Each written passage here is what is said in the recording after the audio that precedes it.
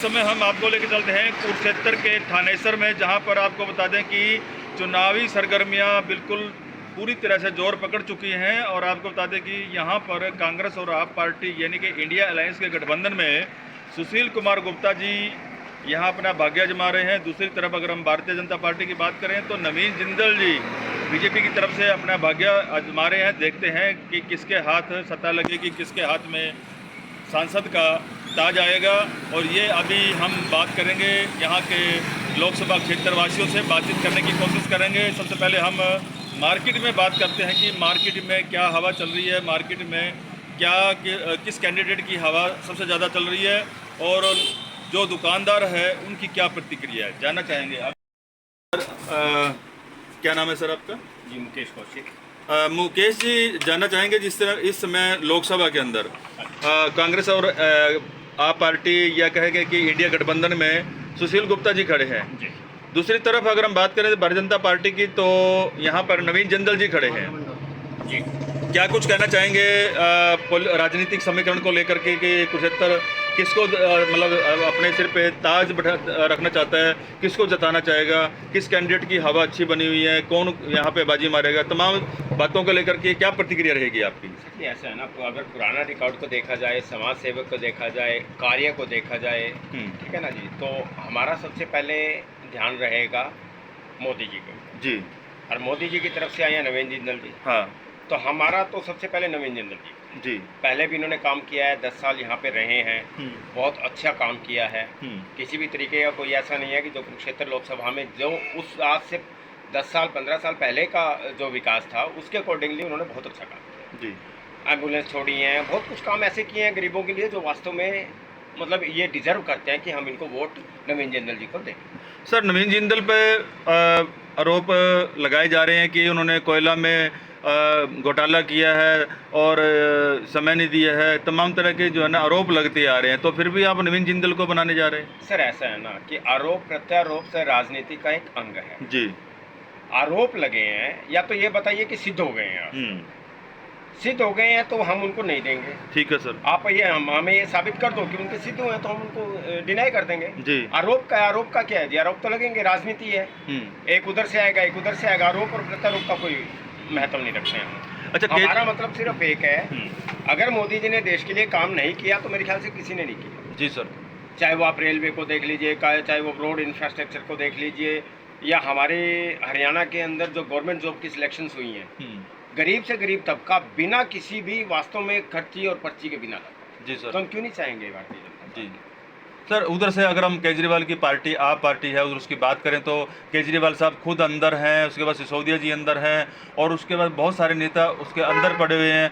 तो किस तरह से लोग आप पार्टी पे विश्वास करेंगे जिस तरह से करना यहाँ पे कुरुक्षेत्र के अंदर आप पार्टी का जो कैंडिडेट है मैदान में उतरा है, तो क्या कुछ वादे कर करके जनता में जाएंगे? जनता किस तरह से रुख पकड़ेगी? क्या आप पार्टी के कोई यहाँ पे वोट आएगी नहीं आएगी, क्या जनाधार है? सर देखिए, जनाधार अभी तक तो कुछ दिखाई दे नहीं रहा है, ठीक है, और ना आगे होना है। 1 महीने से वो अपना लोगों से बातचीत कर रहे हैं, सभाएं कर रहे हैं, वो अपना कर्म कर रहे हैं, हमने अपना कर्म करना है। बेशक जो मर्जी करें, मगर उनके पास रखने के लिए क्या है, सामने रखने के लिए क्या है कि हमारे आम आदमी पार्टी ने ये काम किया है।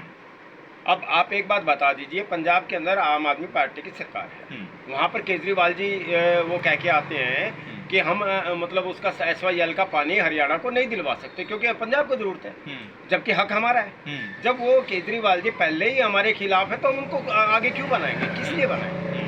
सीधी सी बात है, इसमें तो कोई मेरे ख्याल से सोचने वाली बात नहीं है। बिल्कुल बिल्कुल सर। और दूसरी बात रही है कि सारी की सारी जो मुखिया हैं या उनके मंत्री सारे हैं जो खुद जेल में हैं, वो कैसे ये कह देंगे कि हम भ्रष्टाचारी नहीं? बिल्कुल, कल भी सर एक मंत्री ने इस्तीफा दे दिया है, राजकुमार आनंद ने सॉरी, तो उन्होंने भी इस्तीफा दे दिया। उन्होंने कहा कि बहुत सारे आरोप लगाए भी जिस पार्टी के दोनों हाथ भ्रष्टाचार में रंगे हों उनके साथ हम कैसे चल पाएंगे? जो केजरीवाल जी ने आम आदमी पार्टी स्टार्ट की थी, उनके अंदर योगेंद्र यादव जी को ले लीजिए, कुमार विश्वास को ले लीजिए, प्रशांत भूषण जी को ले लीजिए, आप किसी को भी ले लीजिए, उनके साथ है कौन? अगर ये बंदा निष्पक्ष होता, साफ होता, ईमानदार होता, तो जो उसके आधार थे वो तो सारे चले गए ना जी सर। तो सिर्फ ये तो एक ही है ना जी, बाकी तो कोई नहीं है। बाकी- अपने आप को ही सबको वन मैन आर्मी मान रहा है, हम्म, तो वन मैन आर्मी तो देखो नहीं हो सकती, देश के लिए तो खतरनाक है ना जी। ये चीज़ इन्होंने साबित कर दिया। जी सर। छोटे छोटे बच्चों को आप मतलब शराब के लिए 16 साल के बच्चों को ऑथराइज कर रहे हैं कि आप पियो, तो आप क्या कर रहे हो? आप एक तरफ कह रहे हो जी हम स्कूल बनवा रहे हैं, हमने पता नहीं क्या क्या कर दिया, और स्कूल के बाहर ही आप मतलब ठेका खुलवा रहे हो, तो कौन सी मतलब इसको हम क्या मान के चले? वो शिक्षा दे रहे हैं या नशा बेच रहे हैं? बिल्कुल बिल्कुल। अपने लिए सीधी सी बात है। और रही बात दूसरी, उन्होंने हरदम एक बात कही थी कि ना गाड़ी लूंगा ना बंगला लूंगा। आज उनके बंगले के ऊपर ना जाने कितने करोड़ों का सिर्फ रिनोवेशन हुआ। और तो महंगी इसलिए महंगी कहने की जरूरत नहीं है कि वो भ्रष्टाचारी नहीं है, वो चोर नहीं है, वो सब कुछ है। उसके पास सिर्फ एक चीज है कि वो अपनी जुबान से पब्लिक को इमोशनल ब्लैकमेल करता है, बाकी उसके पास कुछ नहीं है कहने जी। को। हमारे व्यूज तो ये है। Thank you sir. हम बात करेंगे अब दूसरे दुकानदार से बातचीत करेंगे, ताकि एक रेंडमली सर्वे हो जाए कि 20-20 दुकान छोड़ करके हम बातचीत करेंगे, ताकि एक कुरुक्षेत्र का रुझान आ जाए, थानेसर का रुझान आ जाए कि आखिरकार मार्केट में किस कैंडिडेट की हवा चल रही है। अब जानना चाहेंगे दूसरे दुकान कैसे है? बहुत बढ़िया जी। सर, हम लोग लोकसभा का जो इलेक्शन चला हुआ है उसके लिए हम एक सर्वे करने निकले हैं। हम जानना चाहेंगे कि पार्टी की क्या हवा चल रही है। इधर तो भारतीय जनता पार्टी की तरफ से नवीन जिंदल जी मैदान में उतरे हैं, दूसरी तरफ हम बात करें इंडिया गठबंधन की बात करें तो उसमें अपना सुशील गुप्ता जी हैं जो कि आप पार्टी के कैंडिडेट हैं, वही मैदान में उतरे हैं। 1 महीने से लोगों के बीच में जा रहे हैं, छोटी छोटी सभाएँ कर रहे हैं। तो क्या रुझान चल रहा है सर? जनता किस चीज़ को चाहती है? आप लोगों को क्या मन में यह है कि हम फलानी पार्टी से वोट देंगे? क्या कुछ समझ कर वोट दे रहे हैं? देखिए, वोट डालने का जहाँ तक मसला है जी आज सबसे पहले ये देखा जाना है कि देश किसके हाथों सुरक्षित है। देश की पूरी दुनिया में, पूरे वर्ल्ड में हमारी क्या स्थिति है, पहले क्या थी। इसलिए पार्टीबाजी से हटकर कम से कम मैं तो आम जनता के लिए भी कहूँगा कि मोदी जी के लिए वोट करें। और लोगों का रुझान यही है कि वो कैंडिडेट की तरफ ना देख के मोदी जी की तरफ देखें। तो यही मेरा कहना है कि भी हम मोदी जी के हाथों में देश सुरक्षित है। और हम ये चाहते हैं कि भी जो भी मोदी जी ने कैंडिडेट यहाँ हमारे नवीन जिंदल जी दिए हैं, नवीन जिंदल जी का जो हमने जिंदल परिवार का 10 साल पहले यहाँ पर सब कुछ देखा है। अति ईमानदार व्यक्ति हैं, समाज सेवी व्यक्ति हैं। उनके पिताजी ने भी यहाँ पर MP रहे हैं और सारा परिवार समाज सेवी है। तो मैं तो यही कहूँगा कि नवीन जिंदल जी भारतीय जनता पार्टी को उम्मीद दे रहे हैं यहाँ कि वो ज़्यादा से ज़्यादा वोट से जीतते हैं। ऐसा क्या खासियत नज़र आई है नवीन जिंदल में? बहुत सारे आरोप भी लग रहे हैं कि उन्होंने कोयले की इसमें खनन में घोटाला किया है, और फिर भी आप कह रहे हैं कि नवीन जिंदल को मौका दिया जाए। देखिए, राजनीति में आरोप प्रत्यारोप तो लगते रहते हैं। जी सर। जो आम आदमी पार्टी के कैंडिडेट हैं, ये भी 2012 में इन्होंने तिलकनगर से विधानसभा का चुनाव लड़ा था। जी सर। ये भी जिंदल जी को कहते हैं भी बीजेपी ने उधारी का कैंडिडेट ली, ये भी उधार के हैं। रही आरोप की बात, आरोप सीधे तो नहीं हुए ना, आरोप तो लगते हैं, वो तो राजनीतिक आरोप थे। मोदी जी ने भी लगाए थे, वो पता नहीं क्या क्या कहते हैं। लेकिन जो पार्टी खुल के आरोप लगा रही है उनका तो जो मेन, मैं तो सरगना कहूँगा, केजरीवाल जी वो जेल में है। ताजी जमानत संजय जी की हुई है, सिसोदिया जेल में है। जेल में से उनको जमानत नहीं मिल रही। लेटेस्ट है, कल ही सुप्रीम कोर्ट ने बोल दिया भी आपकी जो एप्लीकेशन यहाँ आई है हम उस पर इतनी जल्दबाजी कार्रवाई नहीं करते। तो कानून अपना काम कर रहा है, आरोप लगाने से कोई गंदा नहीं हो जाता है। मैं एक बात जरूर कहूँगा कि जो आरोप की बात, कोयला की बात होती है, वो उस टाइम के मनमोहन सरकार ने इतनी सरल नीतियाँ बना दी थी, इतनी सरल नीतियाँ बनाने कि उसमें हर लीडर ने, हर कारखानेदार ने हाथ रंगे हैं अपने। तो नवीन जिंदल जी ने जो हमारा सांसद निधि का पैसा आता है या जो भी है सरकार, उसमें से हमारा कुछ नहीं खाया। उल्टा उन्होंने अपने पल्ले से अपने NGO बना के लोगों की सेवा की है, दवाइयाँ बंटवाई हैं, डेली डॉक्टरों की गाड़ियाँ चलती थी। तो उन्होंने हमारे पैसे से कोई छेड़छाड़ नहीं करी। तो लोग तो सांसद निधि से पैसा खा जाते हैं। कम से कम नवीन जिंदल के ऊपर हमें ये भरोसा है कि हमारी जो सांसद निधि है वो कहीं नहीं जाएगी। और कुरुक्षेत्र के तो एक बहुत बड़ी भाग्य की बात है कि हमारे सांसद महोदय मुख्यमंत्री बन गए, जो हमारे MLA थे वो मंत्री बन गए, और अब नवीन जिंदल जी जीत जाएंगे तो हमें तो कई जगह से फायदा होने वाला है। इसलिए नवीन जिंदल जी पर पूरा विश्वास है और वो हमारा जो सांसद बनेंगे इस पर खरा उतरेंगे। जिस तरह से आप कह रहे हैं कि नायब सैनी जी मुख्यमंत्री बन गए हैं, सुभाष सुधा जी को मंत्री बनाया गया है, अगर यहाँ से आप पार्टी के उम्मीदवार हैं लोकसभा से सुशील गुप्ता जी जीतते हैं तो क्या कोई फायदा होगा कुरुक्षेत्र वालों को? देखिए, मैं एक बात जरूर कहूँगा कि ये पूरी दुनिया में आज हवा है, हर व्यक्ति कह रहा है कि भी सेंटर में सरकार आएगी मोदी जी की। जी मोदी जी की सरकार वहाँ आ जाती है तो यहाँ से आम आदमी पार्टी का यदि उम्मीदवार बन जाता है तो ये नेचुरली बात है, तो हमें कोई फायदा होने वाला नहीं। क्योंकि नंबर एक तो ये ऐसी पार्टी है कि हर बात को, अच्छी बात को भी बुरा कहती है। फिर तो उन्होंने, सुशील गुप्ता जी ने तो बार बार कहना है कि हम तो जो अपोजिशन में, हम क्या करें, हम तो अपोजिशन में, तो हमारा नुकसान होगा, 100% नुकसान होगा अपोजिशन के एक आदमी अगर यहाँ बन जाता है तो। जनता से क्या कुछ कहना चाहेंगे? भाईचारा है, बहुत बड़ा है। चाहता हूँ भाईचारा एक अलग चीज़ है, वोट का तो अपना अधिकार है, लेकिन हम ये कहेंगे कि मोदी जी के लिए वोट करें। जी, सबसे पहले मोदी जी के लिए वोट करें। हमने तो आज कांग्रेस पार्टी के लीडर ये कहते हैं कि लोकतंत्र खतरे में है। हाँ, सन 1977 में जवान था, संविधान बचाओ की भी जो है ना, हाँ, संविधान बचाने की, संविधान कहीं नहीं जा रहा, संविधान कोई छेड़छाड़ नहीं की जा रही, मोदी जी के हाथों सब कुछ सुरक्षित है। सन 1977 में इमरजेंसी लगी थी, आपको तो शायद याद होगा, या आप उस टाइम पत्रकारिता में नहीं थे, पत्रकारों तक को जेलों में बंद कर दिया था, बड़े बड़े लीडरों को जेलों में बंद कर दिया था, तब लोकतंत्र खतरे में नहीं था। आज लोकतंत्र खतरे में दिखता है। दूसरी बात, पूरे देश की सबसे भ्रष्ट पार्टियां एक मंच पर हैं, क्या ये लोकतंत्र खतरे की बात नहीं है अगर ऐसे आदमी को? तो दूसरी बात है, जो इंडी गठबंधन बना है, इस देश ने कई दलों की सरकारें पहले भी देखी, उनका रिजल्ट क्या हुआ? जीरो। कोई 6 महीने में गई, कोई 1.5 साल में, कोई 2 साल में गई। तो मिली जुली सरकार नहीं चलेगी।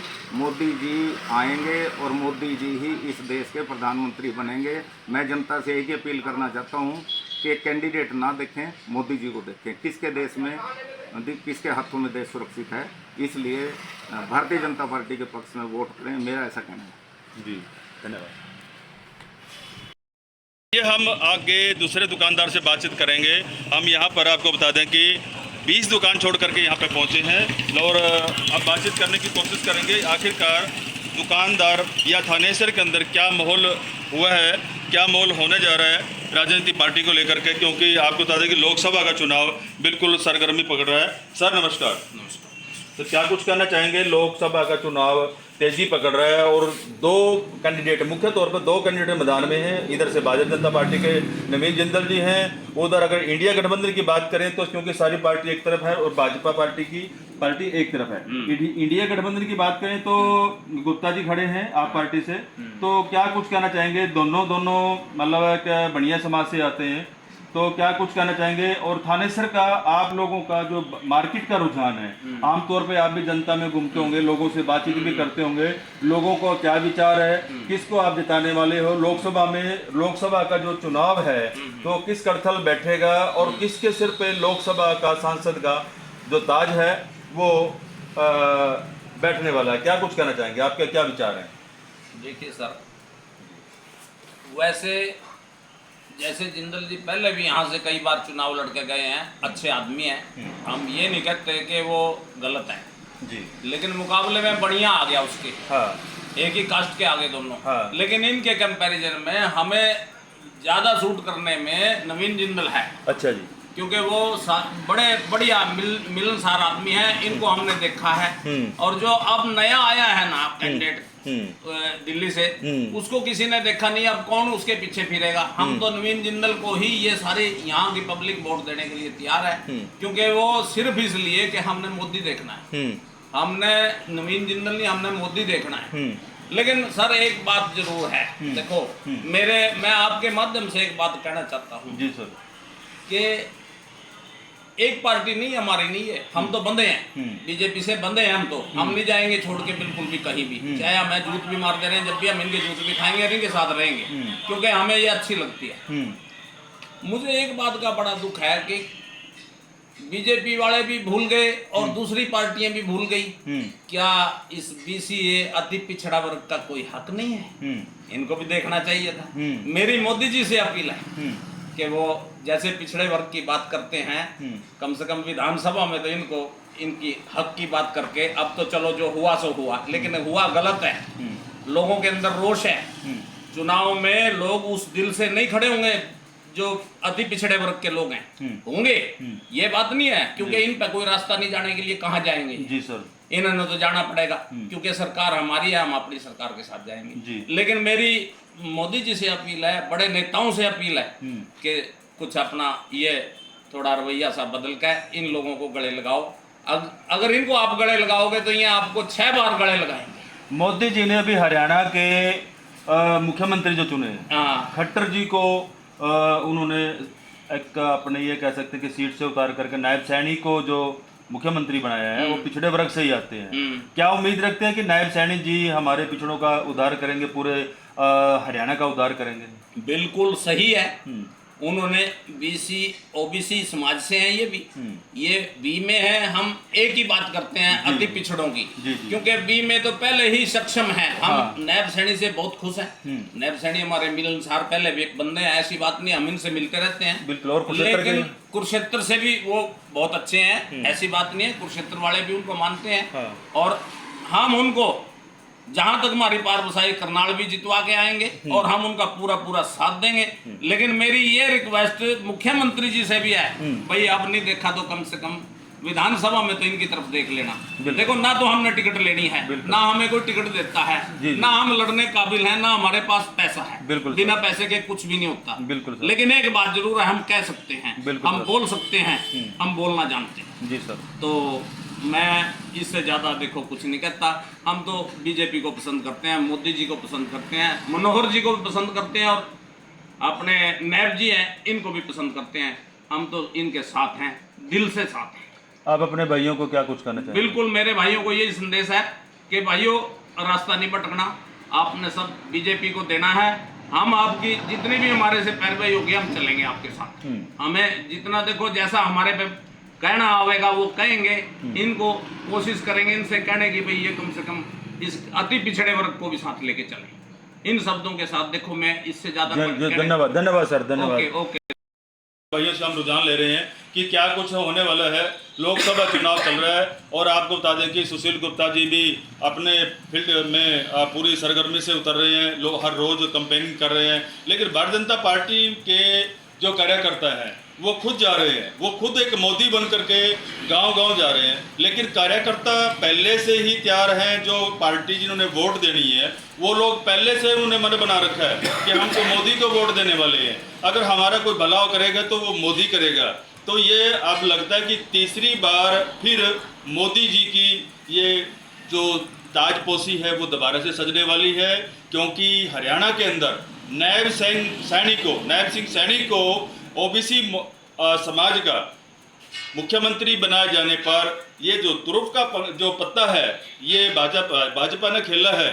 इसमें 70% तक जो कामयाबी है वो भारतीय जनता पार्टी को अभी जो देखने में रुझान चला हुआ वो मिलने वाली है। क्योंकि कुरुक्षेत्र अगर लोकसभा की बात करें तो कुरुक्षेत्र में नायब सिंह सैनी जी जो कि मुख्यमंत्री के तौर पर एक खिलखिलाता हुआ चेहरा, एक शानदार चेहरा बीजेपी ने जो छोड़ा है, उससे नहीं लगता कि यहाँ पर जो भारतीय जनता पार्टी की जो वोटें हैं वो कुछ हिलाने में सुशील गुप्ता जी कामयाब हैं।